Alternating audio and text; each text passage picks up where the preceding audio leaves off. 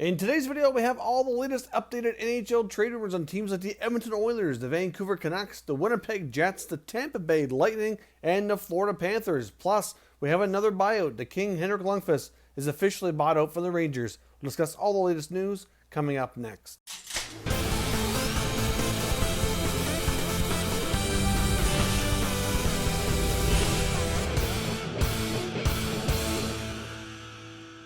So welcome back to another video here at Top Shelf Hockey. Now, as you can see today, I'm on the road. I'm in a different location here recording. So hopefully you enjoy the scenery here behind me. Hopefully this video turns out all right. I'm recording here from a hotel room. So as I'm currently traveling, we'll be back to our normal studios likely sometime tomorrow. Now, the news of the day here is that Henrik Lundqvist has been officially bought out by the New York Rangers. Now, of course, this is something that we fully expected to happen. I wasn't sure exactly when it was going to be made official, but we did get word last night that the Rangers would be indeed exercising this right here today. Now, he does not have to go through unconditional waivers like we saw with Bobby Ryan because of his full no-move clause, so they don't really have that option to for him to be able to block that. So the buyout just becomes official here right away. Now, of course, the Rangers will still have a fair bit of a cap hit this year, but they're going to save about $3.5 million. And then, of course, they'll have some more dead cap space for the following season. So with all the buyouts that they have on the books, the Rangers have a lot of dead cap space. I believe around $16 million for next season, including the Lundqvist buyout. They still have the Kevin Shattenkirk buyout, as well as Dan Girardi and Ryan Spooner. So there's a lot of dead cap space, and as I mentioned before, I fully suspect this is going to impact their ability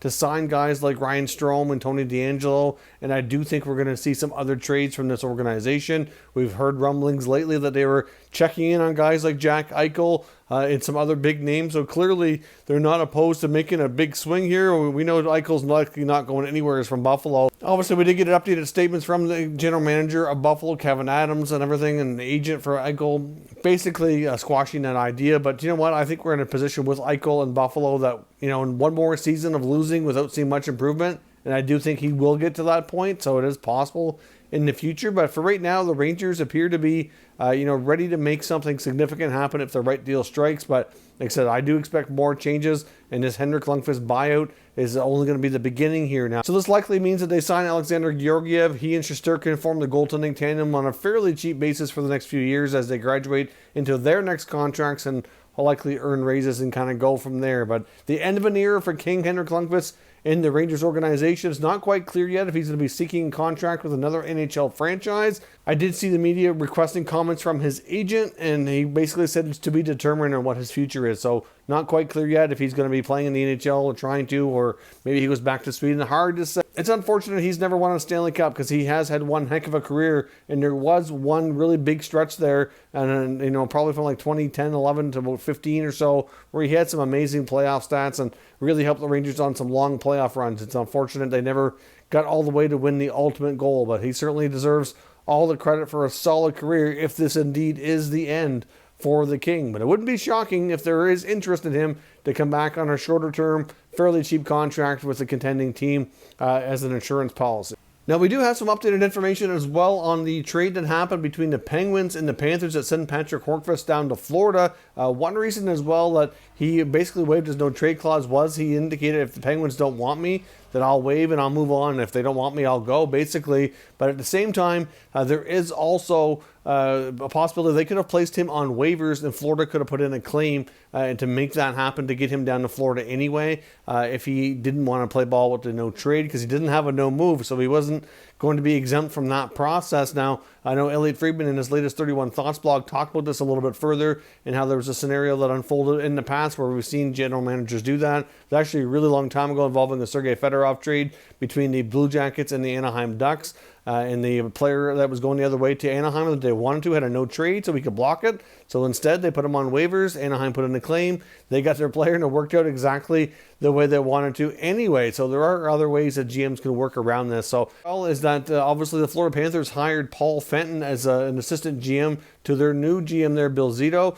So, of course, Fenton worked with the Predators for a long time. He was very much involved with Patrick Hornqvist being drafted, where he started in the NHL with Nashville, and he was very proud of that selection. a player he pushed for them to pick. And obviously he wasn't a high pick either. So certainly, a later round pick that turned out to be quite successful. So he was eager to get him on that team. And there's also mention here in Elliot Friedman's latest 31 Thoughts blog of Fenton might also push to bring in another player he's very fond of and that he acquired in Minnesota before he was left out there was Ryan Donato. So obviously Florida has one of their own players, similar age in scenario to Donato, who hasn't quite been established yet. Maybe could we see a swap of Ryan Donato for Henrik Borgstrom? I mean, Borgstrom's a player who come out of college hockey with a lot of potential. Florida hasn't really been able to utilize him in a proper way to get him in a position to succeed and really take steps in his development. And maybe we could see a scenario where they both swap places and get a fresh start and see what they can do. I mean, Donato's bounced around a little bit now, but obviously if Fenton is that big of a fan of his, wouldn't be surprising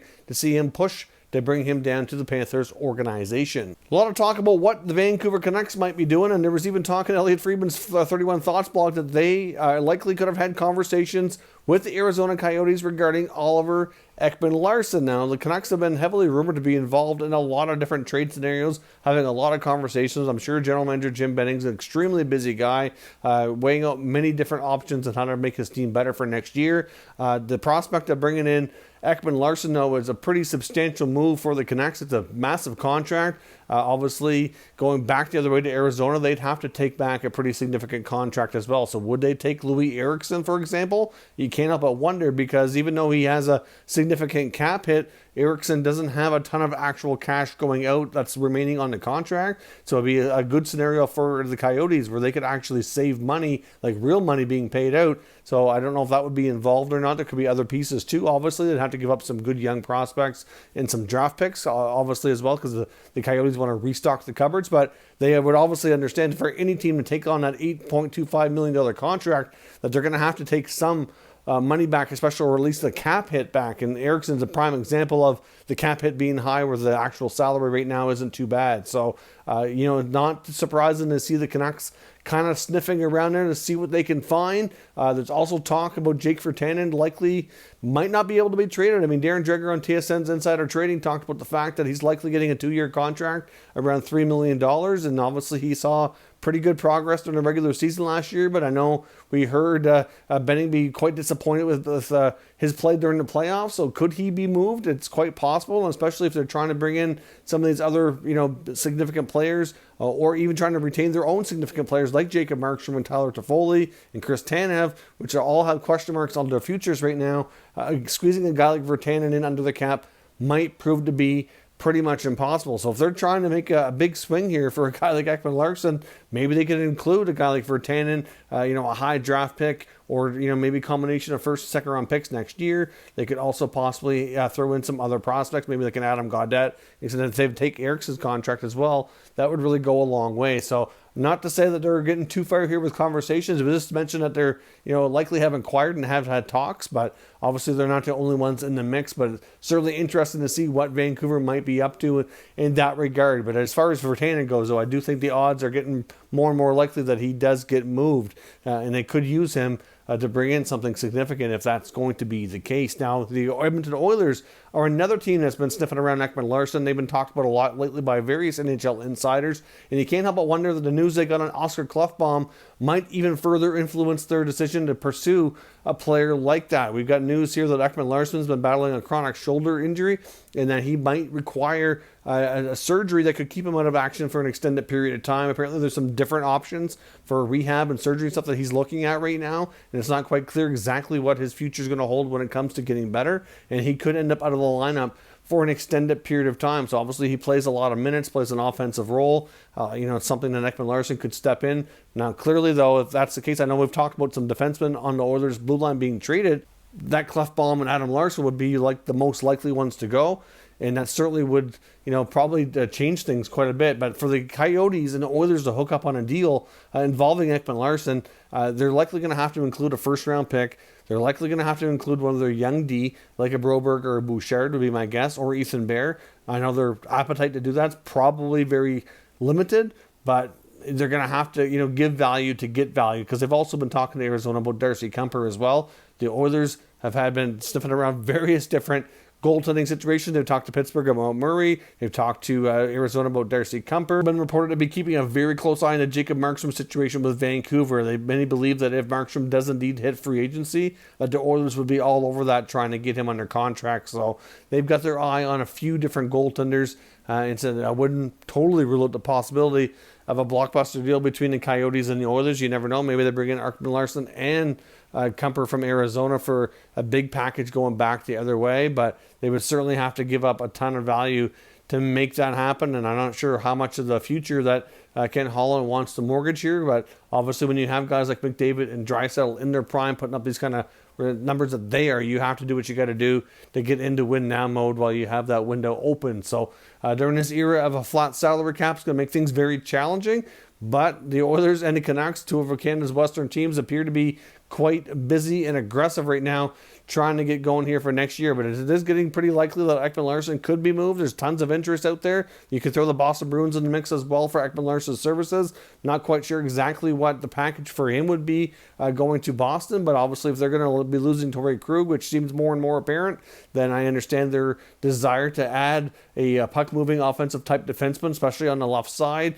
But it's a big cap hit to swallow, so they'd have to move out something significant. Obviously, they had to look around their roster. What could they be moving out? I mean, Jake DeBrusk is going to be owed a pretty good contract, and he's young enough. He might be a player that the Coyotes are interested in, and they'd have to throw in some pretty good picks. They might have to give up a guy like Studnicka as well, which I'm not sure that would be a risky move because I think he's going to be a heck of a player. But anyways, not sure exactly what the package would be for the Bruins to get Ekman-Larsson, but those right now are the main three teams being reported that have a ton of interest in his services and have been having conversations with Arizona. So we'll see what materializes here, but now that the season's officially done, things are going to be heating up and the rumor mill's really kicking into high gear as if it wasn't already. Now, another team that just won the Stanley Cup, the Tampa Bay Lightning, your 2020 Stanley Cup champions, are also in a situation like we've seen with many other teams. You can look back to the days of the Blackhawks when they were winning their Stanley Cups. It was a prime example of you win the cup one day, the next day, the GM really has to start working on disassembling the team because they just can't afford to keep everybody together. The Lightning only have $5 million in cap space. They've only got 3 defensemen under contract next year. They're going to have to get about 7 or 8 players under contract for that, which is pretty substantial. And within that are 2 major RFAs included is Anthony Cirelli and Mikhail Sergachev are both going to be looking for substantial money. I mean, the other problem too is that the Tampa Bay Lightning are likely going to have to move a player that they don't want to. Their hand very well could be forced here to trade out a significant piece that they don't want to trade, but because of all the contracts they've given out and the no move clauses and no trade clauses, they're kind of at the mercy of these players. I mean, essentially, like I've mentioned numerous times before, they've given out way too many of them. You got guys like Steven Stamkos, Nikita Kucherov, Victor Hedman. They all deserve to have no trade clauses because of their high level of elite performances. But then you also have guys like Alex Killorn, Yanni Gourde, Andre Palat. They all have a form of a no trade. You get Ryan McDonough has one as well, even Braden Coburn. So, there's not a lot of players there that can move freely without consent. I mean, Killorn has a modified. Out of all of them, he's the only one that has a modified kicking in this year. So he's got some teams you can trade him to without his consent, but there's not a ton of them. And, it makes it hard for GM Julian Breezeball. Like Steve Yzerman did most of those contracts, but Breezeball would have been involved as his assistant anyway. But they just gave out way too many, and now they're handcuffed. Now they may not have a choice but to trade a Mikhail Sergachev or an Anthony Cirelli, even though they don't want to, or really be prone to an offer sheet that they're going to have too hard a time to match. Because I said, if they were to get offer sheeted at a big number and they were to match that, they're obviously going to have some time to become cap compliant. But at the same time, what are you going to do? There's only so many guys you can trade. And if there's rumblings, according to Elliot Friedman, that a lot of the guys with no trade clauses, they don't want to leave. And really, would you want to leave either? You're playing in the state of Florida. You get the beautiful weather. You get the great income tax rules down there as well. So, you get that to your benefit. You just won the Stanley Cup. You love your team. You love the place you'll play. Why would you want to voluntarily up and leave? You know what I mean? It's not going to be easy. A team like the Winnipeg Jets, for example, would be primed to come in and strike here and try to snag either Sergachev or Cirelli from Tampa, because they could either do the offer sheet route or they could pony up some kind of a trade. Like, for example, they need a number 2 center. Cirelli would be perfect. He's a guy who's going to be in contention for the Selke Trophy. He has timely scoring. Like, you just can't say enough good things about this guy. And Mikhail Sergachev is one of the top young up-and-coming defensemen who can move the puck, score goals, play in a variety of situations. He's starting to get more and more time there on the Lightning blue line. Obviously, he's a left shot defenseman, so he plays a lot behind Hedman and McDonough, but still, like, his role has grown.